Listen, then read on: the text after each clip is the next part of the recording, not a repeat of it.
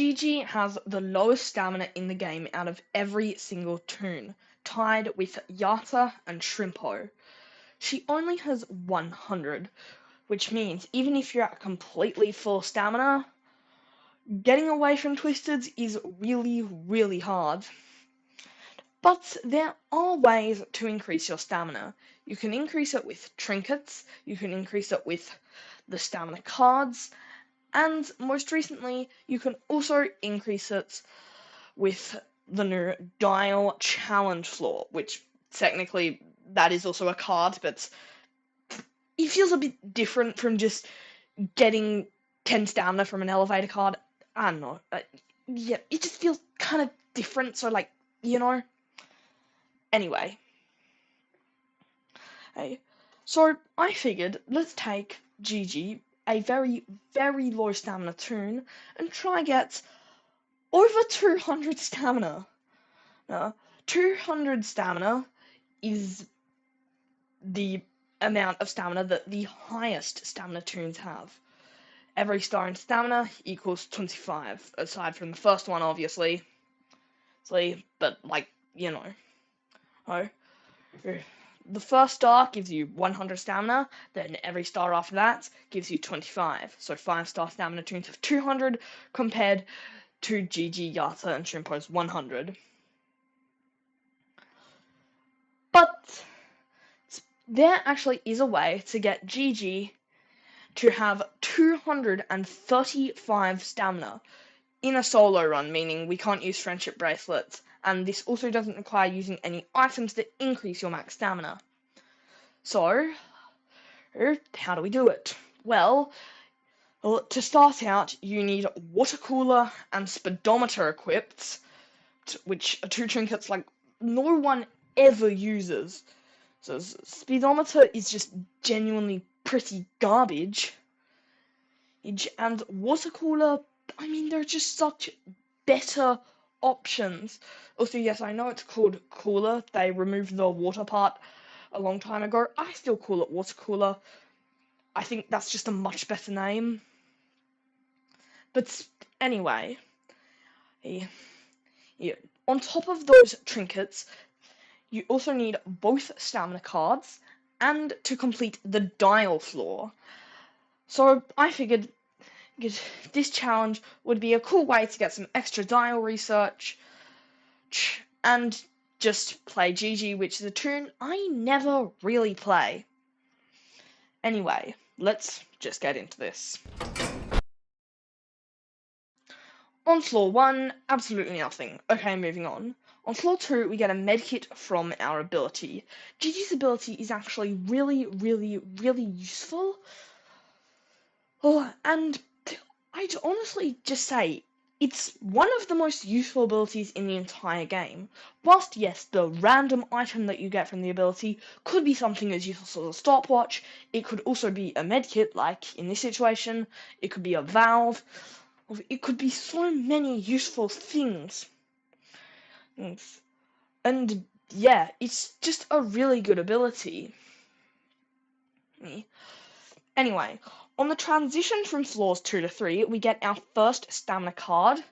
We are now at 175 stamina. Then on the transition from floors 3 to 4, there is a band-aid in the shop, which is pretty nice. Then on floor 5, we get our first valve from the ability. And then on floor 7, we get a band-aid from the ability that I had to burn this so I could keep using the ability and just generally keep picking up extraction items. Because it's just generally, I don't like having 3 heals in my inventory because then I can't use my ability to get extraction items, and I can't just generally pick up extraction items or just other useful items like boxes of chocolates. Floor 9 was an ice leak, and I somehow got hit 3 times on this floor. I don't know why.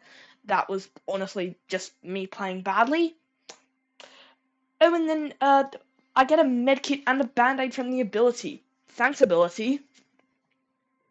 Floor 11 and 12, there were lots of hits and lots of heals as well.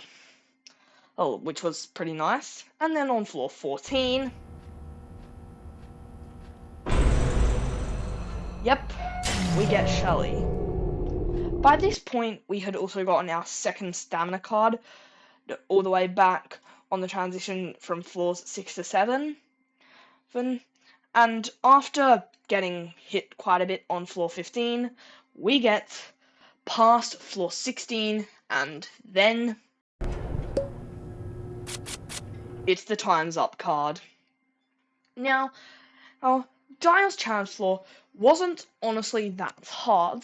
I find his bar allowing you to basically see his position from really far away pretty nice, and his low attention span certainly helps too. Gigi also has 5-star skill check, meaning him getting automatically enraged once you fail a skill check isn't that bad, especially considering during the fact that because I have to use water cooler and speedometer, I'm not using magnifying glass or participation award or anything like that. And I did fail a skill check once, but aside from that, this floor was honestly pretty easy, all things considered.